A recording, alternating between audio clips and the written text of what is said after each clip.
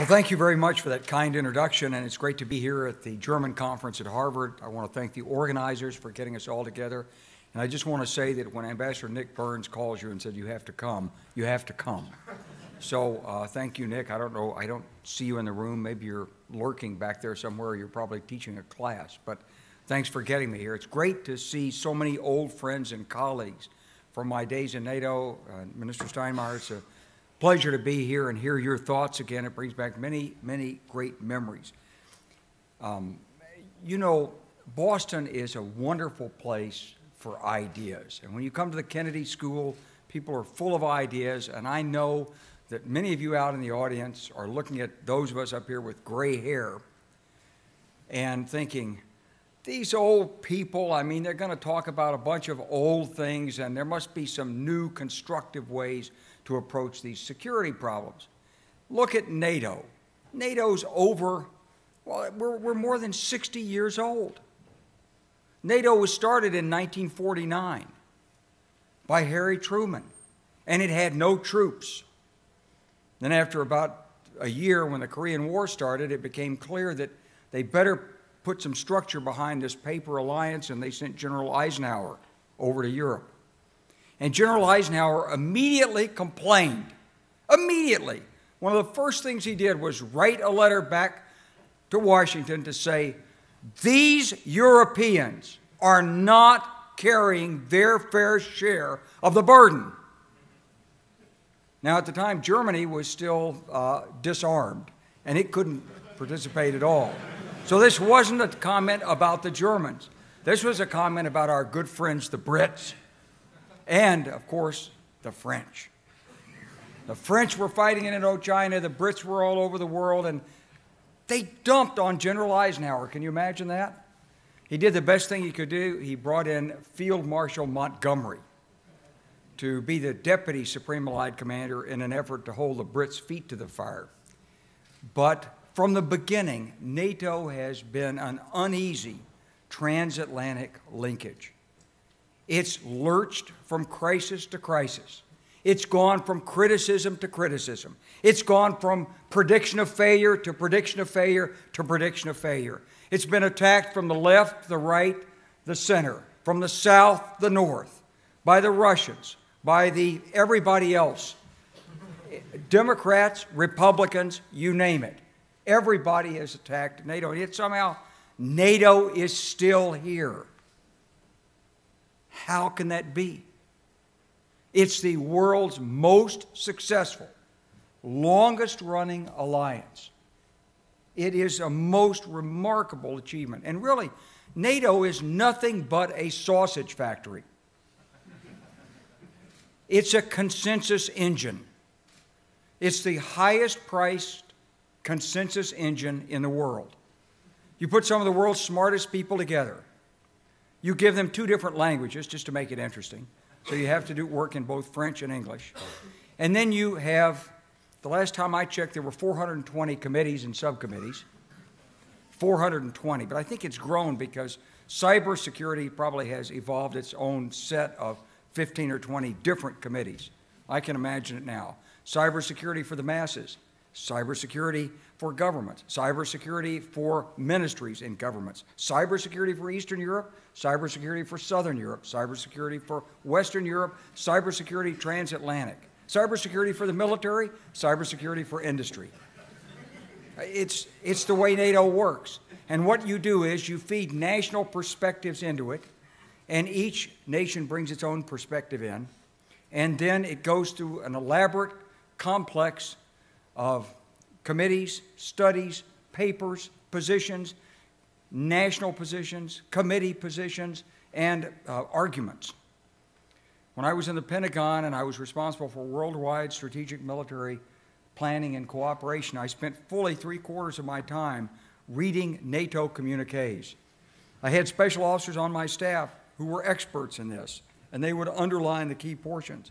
So I would have 3 and 4 different colors of underlining because there was a persistent, there was always a German objection. This is not clear.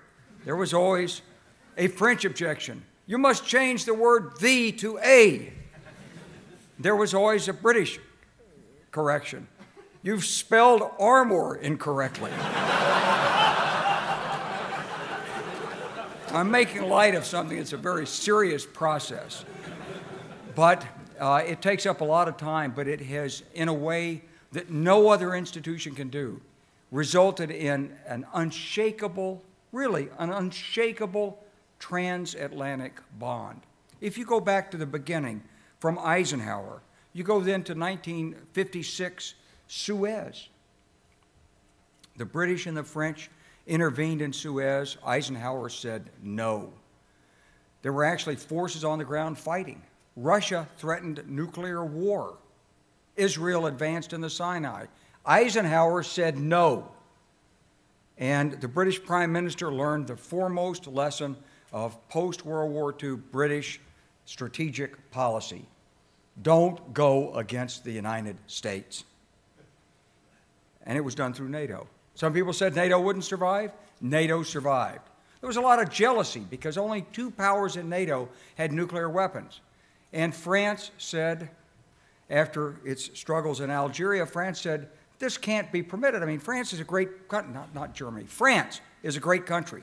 France should be a nuclear weapons power, and if you won't share it with us, we said, oh, we'll share it with you.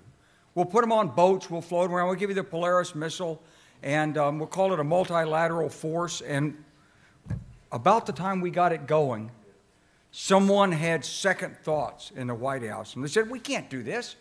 I mean, you don't even have a common intelligence sharing system in NATO. How could you possibly target it? How could you protect nuclear secrets? And what if there were not only Frenchmen in the crew, but what if there were Italians?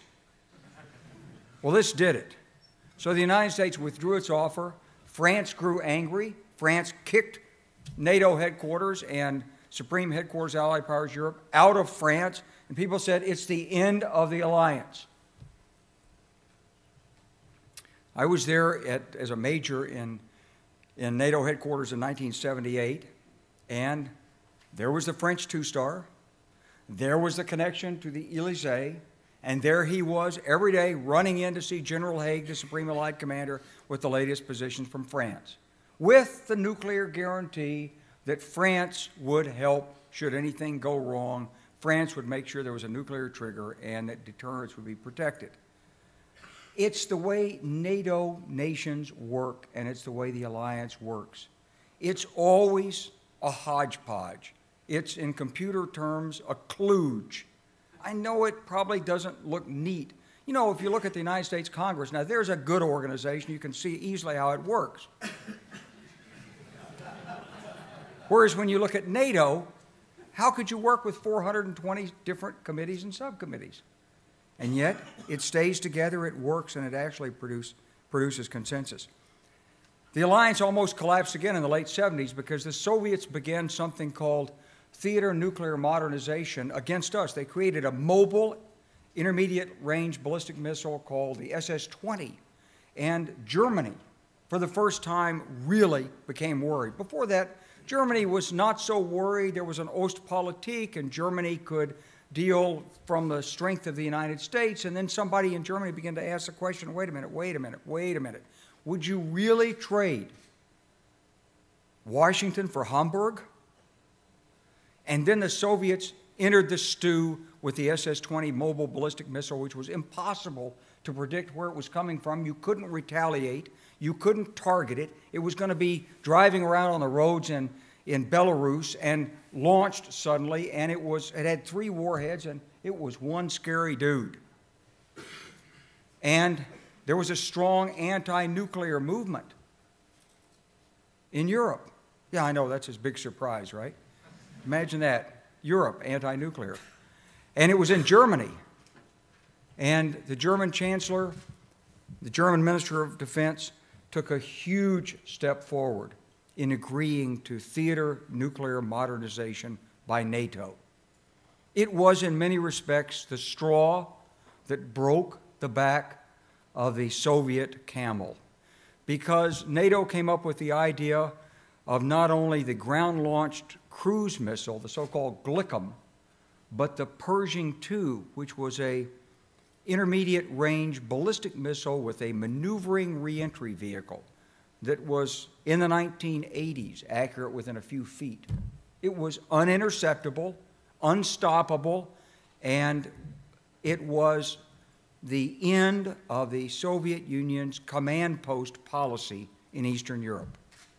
They simply couldn't cope with the technology. It was a huge negotiating lever, and it led to the so-called 0-0 option, which in turn paved the way for the Soviets to see the failure of their diplomatic offensive against Western Europe. We even in the 1970s brought NATO's budgets under control. You know, as Minister Steinmeier told you, we have to have sympathy for the military because the military is subordinate to civil authority. It never gets the budgets it wants, and it's always told it has to wait, take second fiddle, and so forth. In the 1970s, somehow, NATO nations agreed that not only would they provide real 2-3% of their growth, of their gross domestic product for defense, but they would actually grow their commitment by 3% in real terms each year. And we created a NATO long-term defense program that had 3% real growth in it. It was amazing and all done under threat. General Haig used to begin every speech on NATO by saying talking about the threat of the relentless growth of Soviet military power. Year in, year out, spewing out vast quantities. I was a speechwriter. And NATO was built around the idea of a threat. It's true. I mean, there was a burden-sharing problem always. And somehow the Europeans seemed to believe that diplomacy was as effective as force. And on the western side of the Atlantic, we always believed the Europeans, frankly, were a little soft.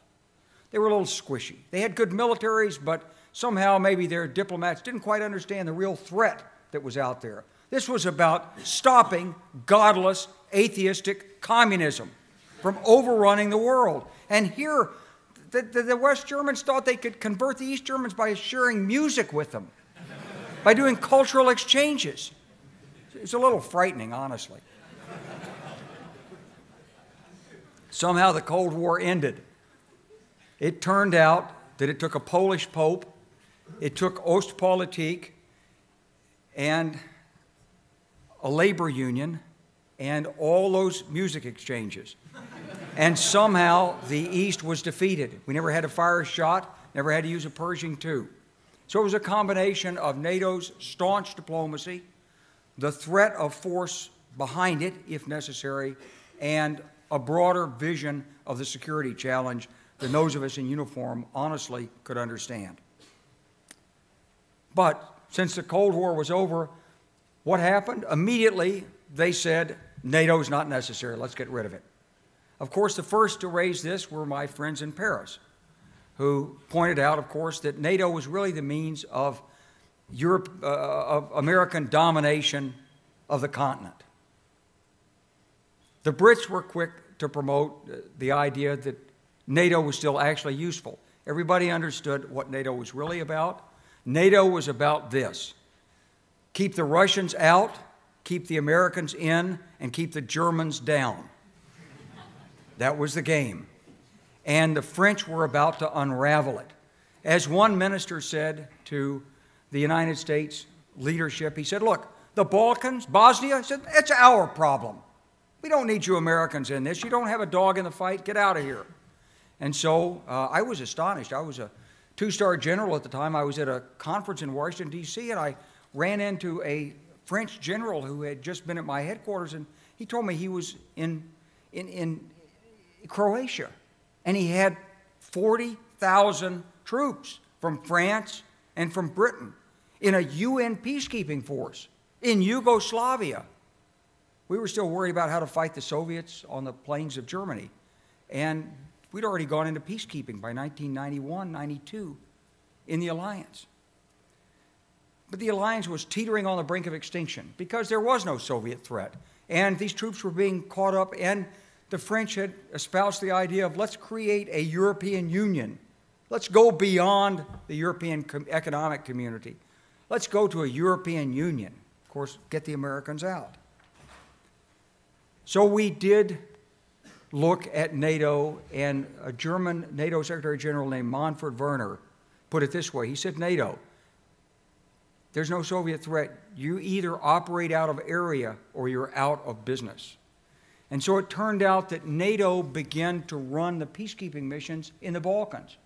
We put ships on the high seas. We put aircraft overhead to enforce an arms embargo. And somehow NATO took those steps of going out of area rather than going out of business.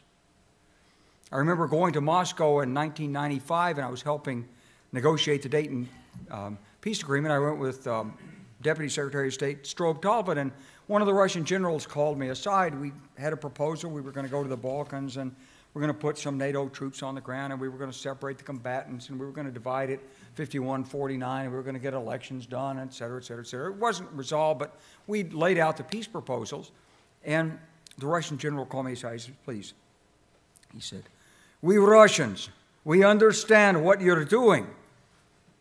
You're coming into our part of Europe, and you say you'll be gone in 1 year. We don't believe you. I said, no, it's, we're going to say this to the Congress. We promise we'll be in and out in 1 year. He said, please, we are Russians. We understand. If we were in your position, we would do the same thing. So that was 1995. The Russians are still on the outs, and we're still on the in. And those countries and the countries around them are all part of NATO today. We took away their territory in Eastern Europe. We took away their empire. We took away their arms markets. And we brought those countries into NATO. And somehow NATO survived. 1999 was pretty ugly. We fought a 78-day air campaign against the Serbs in ethnic cleansing in Kosovo. And it was ugly because there was a U.S. chain of command and there was a NATO chain of command. The NATO chain of command did things like fly Italian aircraft in circles over the Adriatic. The U.S. chain of command did things like plan Tomahawk missile launch targets and send stealth bombers in. And when Allied officers said, what's going on in that other room over there at that headquarters, they were told, nothing, they're just over there having coffee. Well, can we come in? Said, no, it's U.S. only. The Germans, well, the Brits were irate. The Brits said, look, by UK law, if you base an aircraft in UK, you must disclose to Her Majesty's government the target. Well, of course, we couldn't disappoint our UK friends, and so we disclosed the targets. The French then said, we're as important as the British. If you're disclosing the targets to the British, you give them to us. We did. We discovered about 6 weeks later that there was a French officer giving the targets to the Serbs. And the Germans simply said, we have a problem in the Bundestag, so please don't give us the targets, just bomb.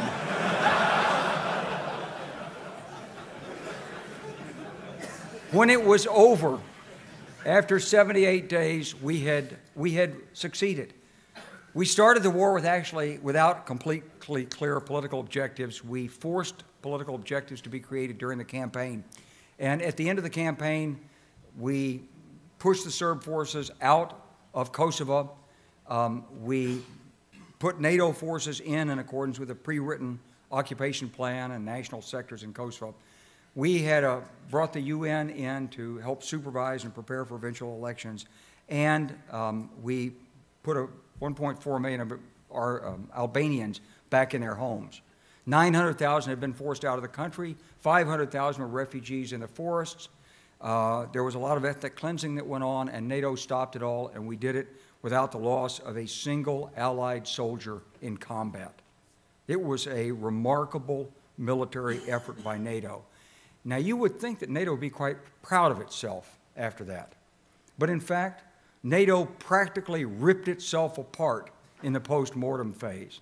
There was outrage on the part of the French and other Europeans who said, how dare those Americans come on our continent and bring their advanced technology and bomb without our permission? As one French general said to me, he said, are you the man that wants to bomb those bridges over the Danube? I said, certainly. He said, why would you do that? He said, you must remember the Serbs are our European brothers. And who do you think will pay to rebuild those bridges? France will. It's okay. Well, that's the dispute that goes on at political levels, I said. I'm just nominating targets. So there was a lot of concern on the European side that they could never allow something like this to happen, that the United States was too overpoweringly powerful with technology, with stealth, with its intelligence systems.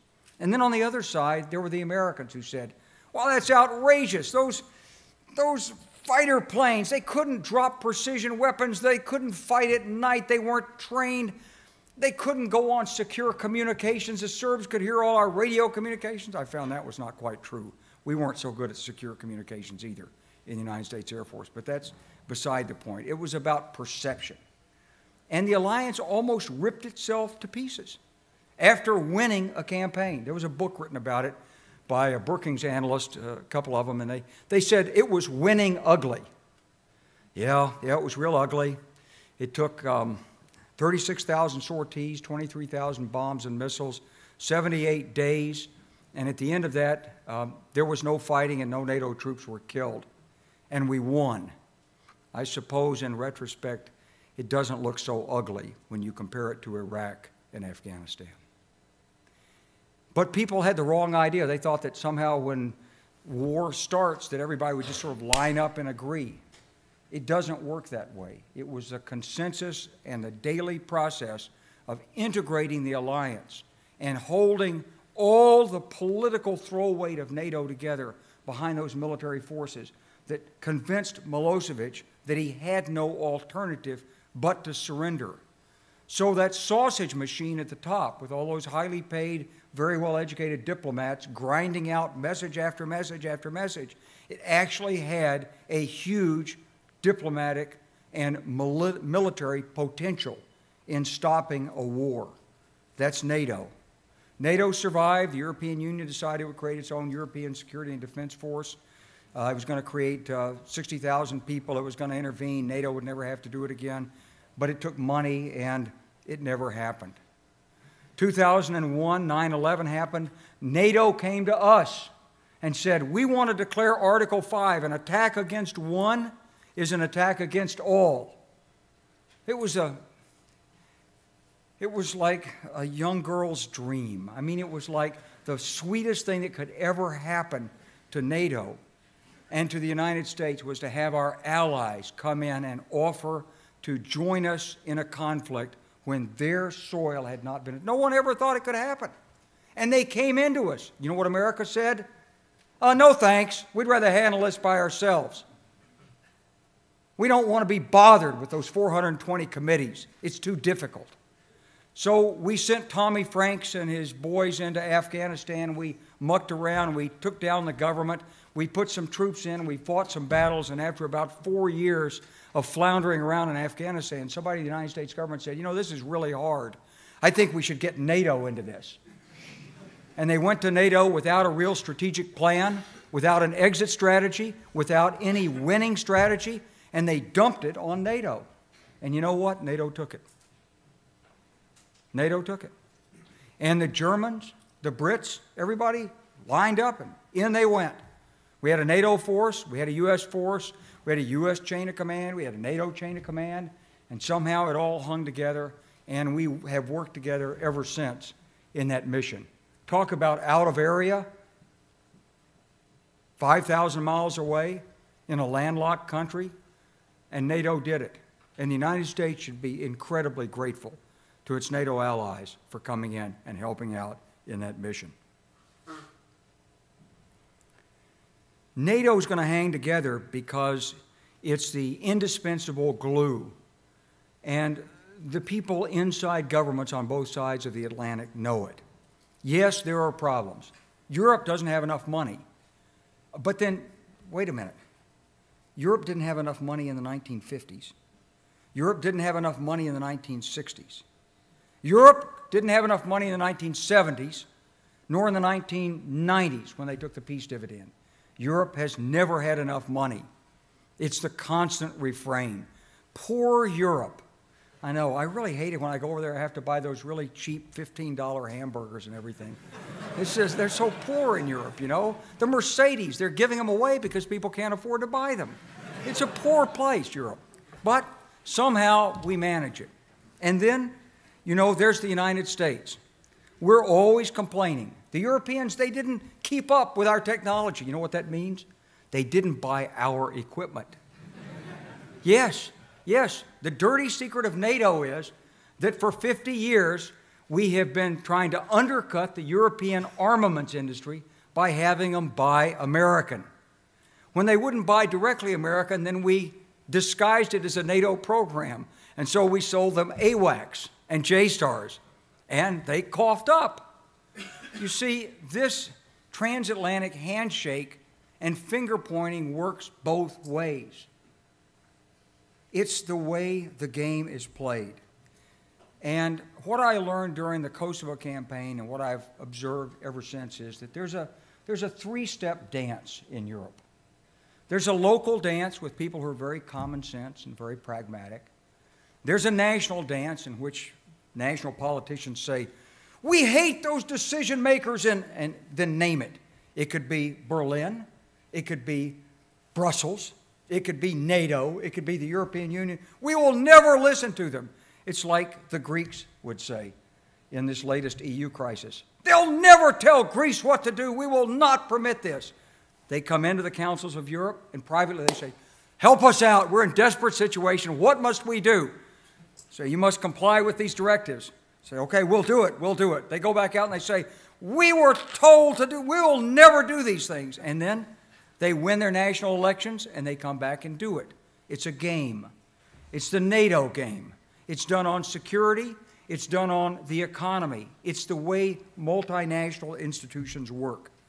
But we do have some significant problems in the years ahead, and we do have to keep in mind that it's not just a sausage machine. It really has to produce the sausage.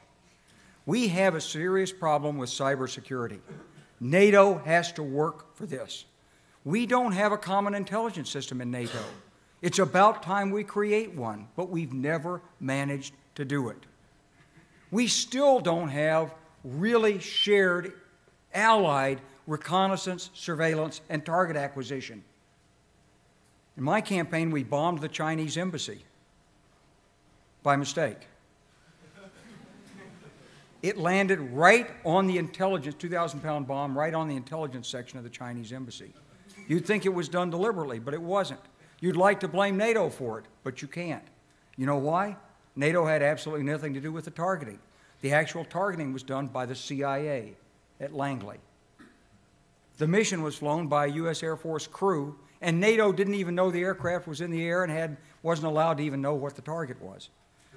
So, and unfortunately, a lot of that persists today. We haven't fixed these long-standing problems in NATO on cybersecurity and intelligence cooperation. They have to be fixed. We're never going to have equal force structures on both sides of the Atlantic. We're never going to see our security challenges the same way. But I ask you this, how can we face the threats of rampant terrorism across North Africa, the challenge of cyber threats, or the enormous challenge of dealing with an expanding, enlarging, and potentially difficult China in the international community if we don't stand together as strong allies? In 2011, President Obama took a lot of heat because somebody said and used the phrase leading from behind. But in truth, it was a great moment for NATO. French, British leaders decided that Gaddafi had to go, and they pushed. And there were some difficulties in the early days of the campaign, but the truth is, that through Allied cooperation, Gaddafi left. We've got a chance in Libya today of producing a democratic regime. May not work, but we've got a chance. And the U.S. leadership there was critical in supporting those allies. Some allies chose not to participate. Okay, I understand that. In 2012, France is in Mali. Pretty impressive operation, pretty bold, and it worked. And you can be sure that in the Allied headquarters, there are a lot of officers working late at night, providing intelligence and working out support so that one nation can take the lead where others haven't.